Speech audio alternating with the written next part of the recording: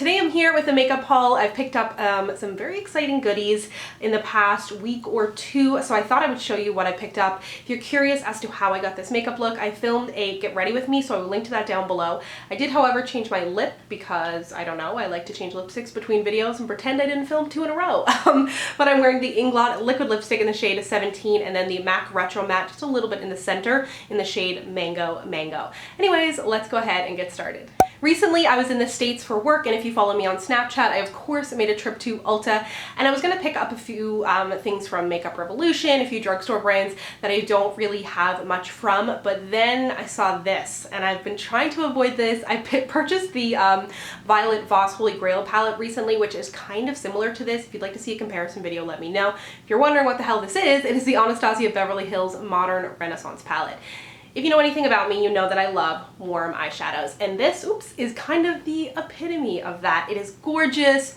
It has got a great selection of warm shades. I would totally travel with this. My two kind of pet peeves about this palette, I wish there was another warm gold. You've got this one here, but it's almost a champagne-y gold, so I wish there was like a really nice, rich, yellowy, warm gold in here. And the packaging. The packaging is very similar to that IT Cosmetics Naturally Pretty palette. It's got like this gorgeous, it feels super soft, but it is light pink first of all, and it is fuzzy. So when I'm doing my makeup, my hands are covered in makeup, and it's gonna end up all over this palette. So it's gonna end up looking kind of crappy. And I guess you could maybe wash it down with a cloth, but probably not going to do that. But otherwise, so far I am totally pumped about this palette. I am really enjoying it. I especially love kind of this bottom row here, all of these warm shades. I think it is very versatile. A lot of people may be scared off by the pinks, but I think that they can look really flattering if you just put it in your crease, a little bit on your lid towards the outer corner. It can really add a nice pop of color without it being like super out there and bright and crazy. So if you were kind of debating this palette, I think it is a great option for you. It is also permanent, which is really exciting, so you've got lots of time to kind of track it down and decide if you do want to purchase it. But this is my first Anastasia palette, and I'm so happy about it. Then I placed an order on HauteLook for some Ofra cosmetics. I have never tried them before. My friend Janelle and I went halvesies on an order because shipping to Canada is a nightmare. She's got a channel which is kind of on hold, but she's working on getting it started up again, so I will link to her down below. But I was really excited to try these because I've heard great things about their formula.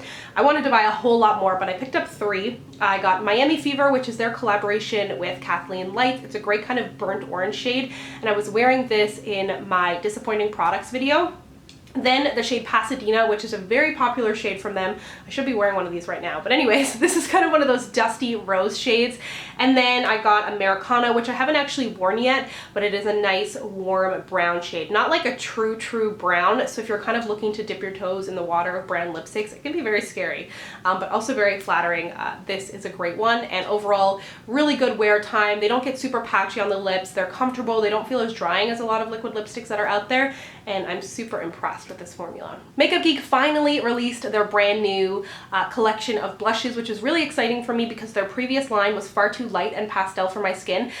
So my friend Shell from Make Up Your Mind and Julie from Swatch and Review, we all went in on an order together. Are you seeing a theme here? Living in Canada, you've got to find beauty buddies to split shipping with you because it can be dicey. But I picked up only one blush. I wanted a bunch more, but this is Chivalry. It is a beautiful kind of terracotta matte shade. I'm wearing it on my cheeks today, and I love it. I think it'll also double as a great eyeshadow. When I was putting it on, it did kind of go a little bit patchy, but I don't know if it was me, I'm trying out some new makeup, or if it was the blush, but the formula does feel really nice. It looks really good on the cheeks after I kind of blended it out a little bit more, and I'm really excited to put this one on my eyes too.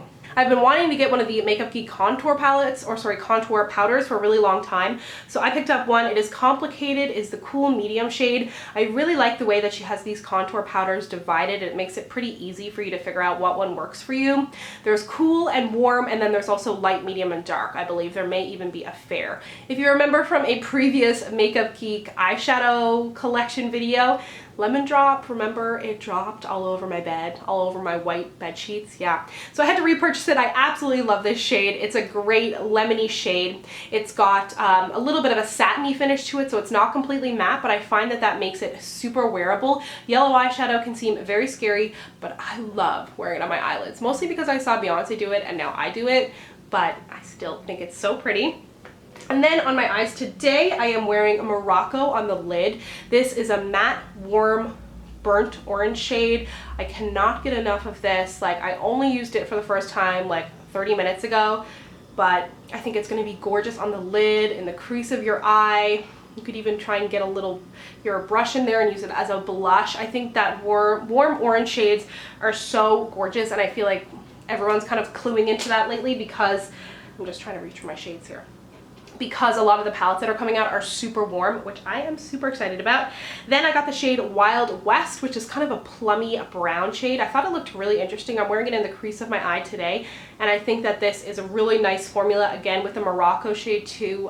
Makeup Geek does eyeshadows amazing. If you're looking to kind of expand your collection and what you see at the drugstore isn't really interesting you, especially if you're American, I highly recommend going the route of Makeup Geek. If you live outside of the US, you can also purchase, or if you live in the US, you can also purchase Makeup Geek eyeshadows on Beauty Bay, and they're really well priced there, and they had a sale recently too. Then I got the shade Voltage. This is my first duochrome, I believe, and I'm actually wearing this as a highlight today, and I think it looks pretty damn great. Apparently this is a sort of dupe for the Pat McGrath skin highlighter, the gold one, and I'm not paying $72 for that, so I would much rather pay, like, what did I pay for this, $10? And I think it is a really ba-bam highlight. Normally I feel like my highlights don't show up on camera no matter how much I put on, but when I applied this, I really saw it put to work. It looks like it almost might have a little bit of green in it, and I was kind of scared about that, but I think it turned out really nice on my cheeks. So that is everything that I've picked up lately. Let me know down below if you'd like to see that video comparing the Modern Renaissance palette and the Violet Voss palette, because they both are kind of hard to get your hands on, and you can kind of decide which one you want, or if you want both, if you want neither. I would be happy to do that. And if you would like to connect with me, you can find me on Instagram, Twitter, and Snapchat at Samantha Jane YT, and I'll see you guys next time. Bye!